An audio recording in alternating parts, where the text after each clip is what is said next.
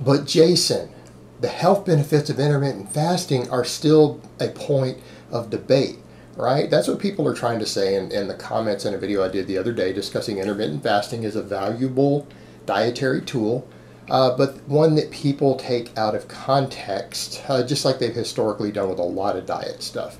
So let me put on my +5 hat of weaponsmithing, work on skilling up my crafting a little bit, and let's talk about this. All right, guys, intermittent fasting. I mean, this is an interesting topic. This is a topic that we've been discussing for years in the online fitness community, and it's one that I said years ago, hey, this might be something more than just a dietary control tool, just controlling your calories. It needs to be studied further.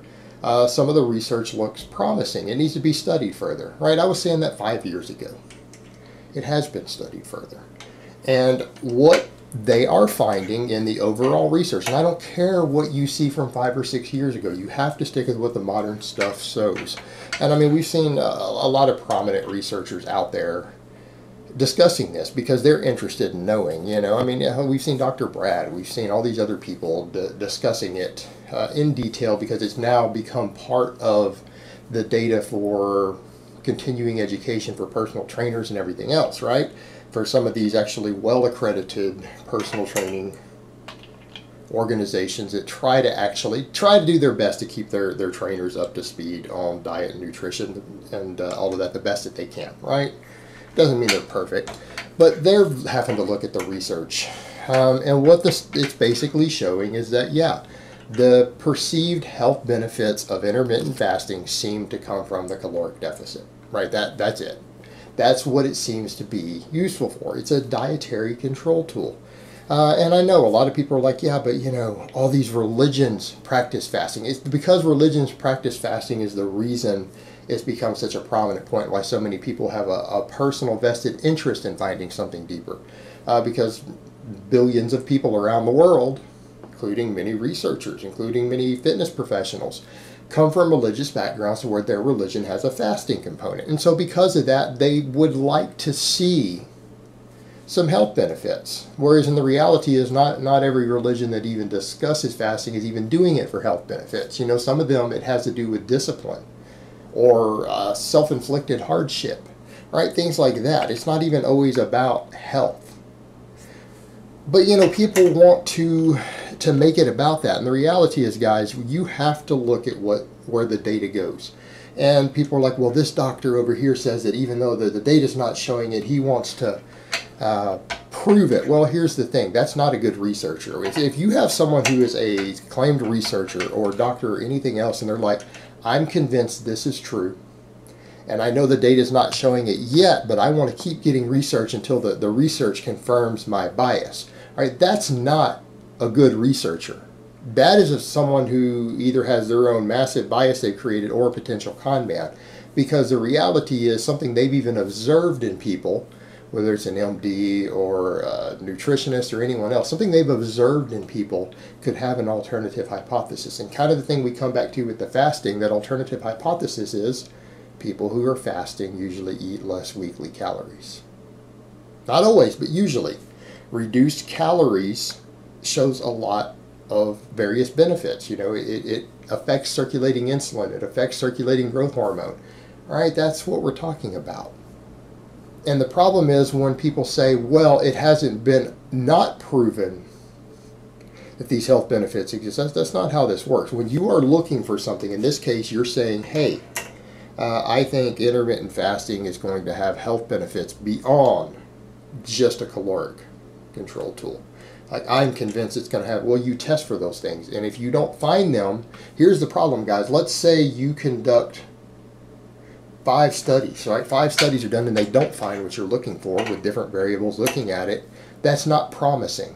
And here's the problem with that. If you get 5 studies that can't find an effect you're looking for, and then you get 2 that do, it's like, let's just keep retesting it till we get the desired results eventually. You have a problem because now you have the weight of evidence in the favor of the 5, and then when peer review comes around, guess what they have to do? They have to figure out why these 2 showed an effect that the other 5 didn't. Why couldn't these other 5 detect it? Was it inferior testing methods? Or was there some bias or something that happened that caused these other two to make something appear that isn't really there? All right, that's what peer review has to do. It has to look at the weight of evidence of every single study and stack them up and compare them, and it has to figure out why you have studies that come to different conclusions, at least are the different data, than the others. And here's your problem. Once you start getting multiple studies that aren't finding what you're looking for, that's not promising. Because now you have to fight against that older data. You have to fight against that older data in order to prove that your new data is actually valid. Because we don't just keep retesting the same thing over and over and over and then hope for a different result, and then when we finally get a different result, aha, there we found it. That's not going to hold up. So no, it's not looking promising. Now, as far as a caloric control tool, absolutely. And you know what? For a lot of the problems we have in the Western world, the ability to control your caloric intake can have health benefits, right? There are health benefits. But that's what you're looking at. And here's the other problem. I see people are already in the comments talking about, well, just because they haven't found it in humans, we've got these animal studies. All right. This is a major problem. This is something we have found happen in over here in the bro science world, the fitness world, the health and fitness world, as a market. Not as a scientific community, but as a market, people who are buying books, selling programs, trying to utilize ideas coming from science. Animal studies have wreaked havoc here historically. All right, there have been multiple times to where animal studies showed something and people jumped on it and ran with it as a dietary approach for years before it finally was studied further in humans. And then we find out it's not actually true in humans. I'll give you guys a perfect example. How many people out there have at some point in your life in some fitness book or dietary book heard that humans store carbohydrates as fat? That you as a human being can readily, if you're healthy, you don't have some sort of severe diabetes, right? There's not something going on like that.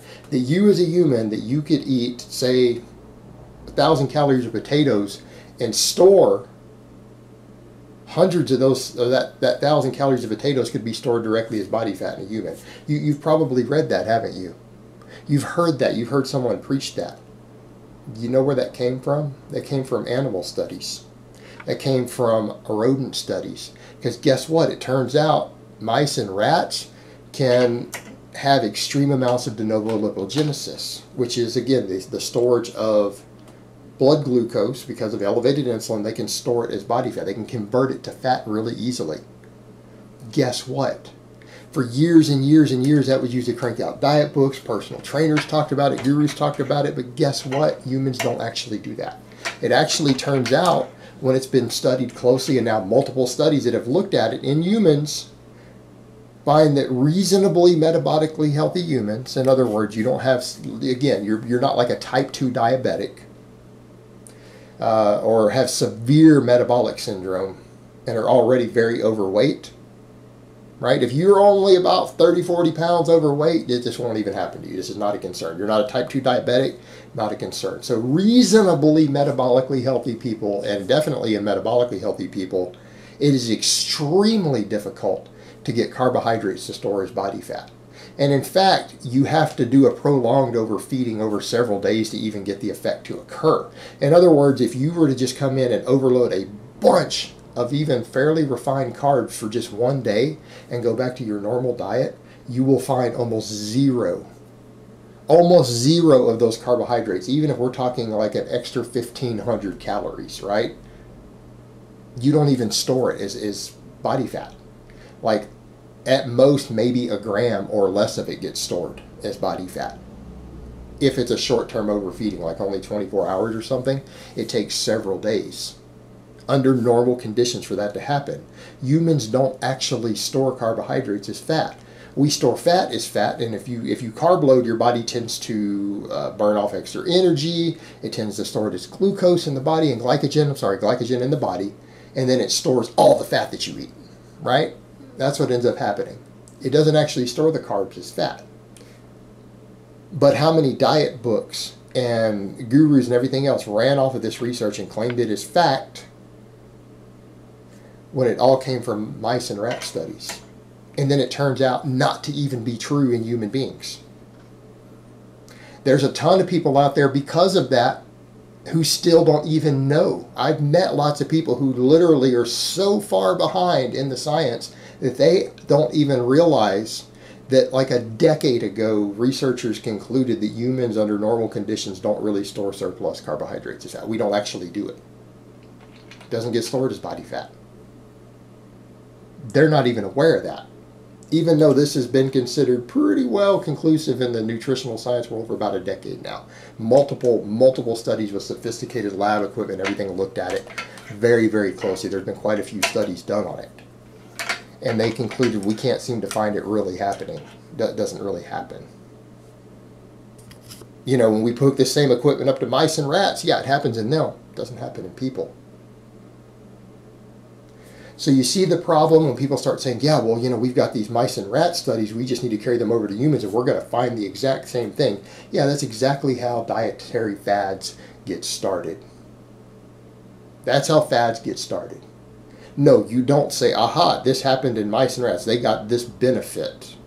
They got this effect, so therefore we can just extrapolate this to humans. Well, see the problems that's already created 20 years ago? It's not a good idea. That did not end well. And it created an entire generation of misinformation that people believe something. It's still to this day, even though now the science has caught up and looked into it further and studied it in humans to find that it's not true. Yet people still believe it because they're 20 years behind. This is what happens when you take mice and rat nutrition studies and you just automatically apply them to humans and say, aha, it's going to work the same way in humans. You can't do that. And I would strongly suggest you don't take intermittent fasting and do that, because when the human studies aren't showing the effects yet. I'm not saying it's not a valuable tool. It doesn't have the magical properties that people want to ascribe to it. And until you find multiple studies, peer-reviewed studies confirming those magical properties, it's probably not a good idea to run with it. We already have some data now showing, well, it doesn't actually appear to have real benefits beyond your caloric control. Alright guys, but that's really all I have to say on that today. I hope it's been informative, and I will talk to you guys next time.